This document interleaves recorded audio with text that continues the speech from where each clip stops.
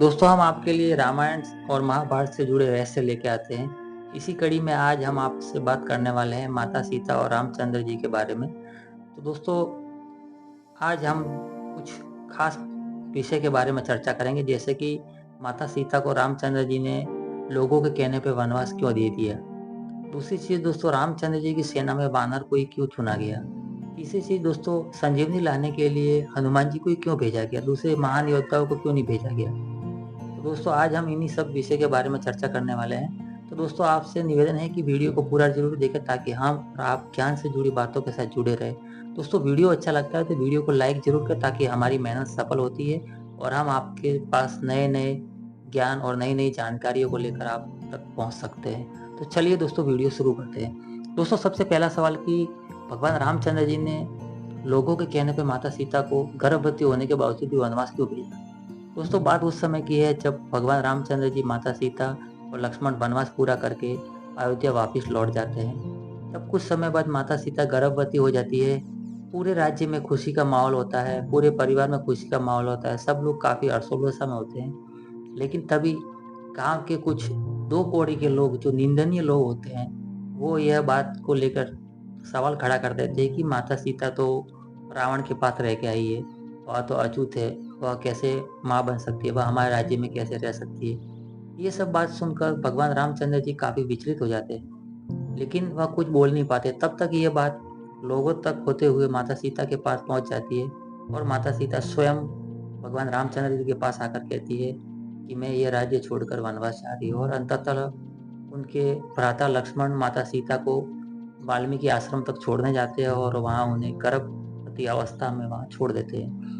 वाल्मीकि उनकी वहां पे काफी आदर भगत करते हैं और वह कहते हैं अपनी पुत्री के समान उसको वहां पालते हैं और कहते हैं आप इसे अपना घर समझो और आप यहाँ खुशी से रह सकती हो और धर्म की बातें सीख सकती हो।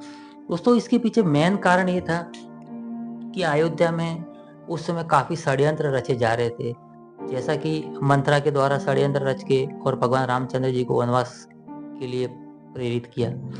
दोस्तों बात कुछ भी रही हो, लेकिन भगवान रामचंद्र जी नहीं चाहते थे कि उस तरह के माहौल में उनके बच्चे पले और बढ़े। दूसरी चीज दोस्तों, जैसे कि भगवान रामचंद्र जी अपनी सारी जिंदगी विषम परिस्थितियों में रहने के बाद ही एक कठोर और महान योद्धा बन पाए, तो वह चाहते थे कि अपने पुत्रों को भी एक विषम परिस्थितियों में ही प्रारंभिक शिक्षाएं दी जाए ताकि वह प्रकृति से जुड़े रहे और वह समझ सके कि वास्तव में जीवन क्या है। दोस्तों जीवन का ज्ञान लेने के लिए आपको कठोर तपस्या करनी पड़ती है और आप विषम परिस्थितियों में रहकर ही आप एक सक्षम योद्धा बन सकते हैं। तो ऋषि वाल्मीकि काफी ज्ञानी और युद्ध कौशल में माहिर और धनुर्विद्या के ज्ञाता थे।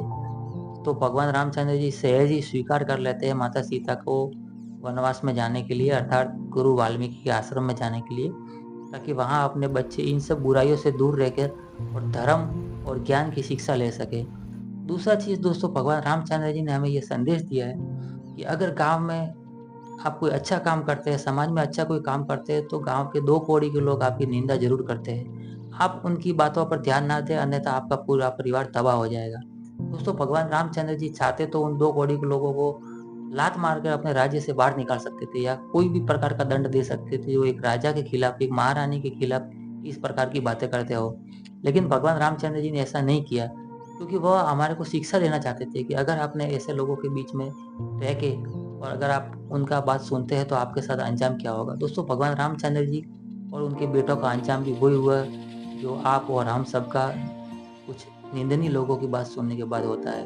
दोस्तों माता सीता बाल्यावस्था में ही लव और कुश को छोड़कर धरती में समा गई और भगवान रामचंद्र जी भी अंततः जल समाधि ले लेते हैं। दोस्तों बात यह है कि उनका पूरा परिवार तबाह हो जाता है सिर्फ दो कौड़ी के लोगों के कहने पे। अगर भगवान रामचंद्र जी उस समय उन लोगों की बातों को नजरअंदाज कर देते तो उनका पूरा परिवार सुरक्षित रहता और खुशियों के माहौल में पला बढ़ा रहता। दोस्तों दूसरी बात कि भगवान राम की सेना में वानर को ही क्यों चुना गया। दोस्तों बाकी सब जानवर जंगल में थे, हाथी, शेर, चीते और काफी खतरनाक जानवर थे, अजगर, सांप जैसे, लेकिन उन्होंने बंदर को ही क्यों चुना। और भी तो हिंसक जानवरों को वह चुन सकते थे ताकि वह वहाँ युद्ध कौशल में काफी अपनी कुशलता को दिखा सके और एक ही झटके में सेना को खत्म कर देते थे। तो दोस्तों उसके पीछे बहुत सारे कारण हैं। उसमें पहला कारण ये है कि बंदर सभी वातावरण में ढलने योग्य होते हैं। वह ज़मीन पर भी रह सकते हैं, पहाड़ी में भी रह सकते हैं, पेड़-पौधों में भी रह सकते हैं और ज़रूरत पड़ने पे वह पानी में भी बहुत ही तेज़ वेग से तैर सकते हैं। दोस्तों, एक अनजान देश में चूँकि भगवान रामचंद्र जी को पता नहीं था लंका में किस तरह की वातावरण है, भौगोलिक स्थिति क्या है, तो अनजान देश में इस तरह का योद्धा होना बहुत ही कारागार और बहुत ही अनुकूल सिद्ध होता है। इसीलिए भगवान रामचंद्र जी ने वानरों को चुना था। दूसरी चीज़ दोस्तों, वानर फल, फूल, पत्तियाँ, कंद-मूल खाकर भी ज़िंदा रह सकते हैं और ज़रूरत पड़ने पे वह कीड़े-मकोड़े भी खाकर ज़िंदा रह सकते हैं। एक अनजान भूमि में ऐसा योद्धा बहुत ही सफल सिद्ध होता है, जो शाकाहारी, मांसाहारी मतलब सर्वाहारी जो होता है, वो बहुत ही योग्य साबित होता है। तीसरी चीज़ दोस्तों, बंदरों के मुँह में एक चिकन पाउच जैसी संरचना होती है, जिसके चलते वह अपने खाने को एक साथ खा लेते हैं और धीरे-धीरे उसको वापिस उस पाउच से निकाल कर चबाते हैं। इससे वो काफ़ी लंबे समय तक ऊर्जावान रहते हैं। युद्ध भूमि में ऐसा योद्धा का होना बहुत ही पॉजिटिव यानी कि अनुकूल साबित होता है, तो बंदर काफ़ी समय तक बिना कुछ खाए-पिए भी ऊर्जावान रह सकता है। दोस्तों, तीसरा एक और बड़ा कारण कि बंदर नकलची होते हैं। वह हम जैसा कार्य करते हैं, हमको देखने के बाद वह भी उसी प्रकार का कार्य करने लग जाते हैं।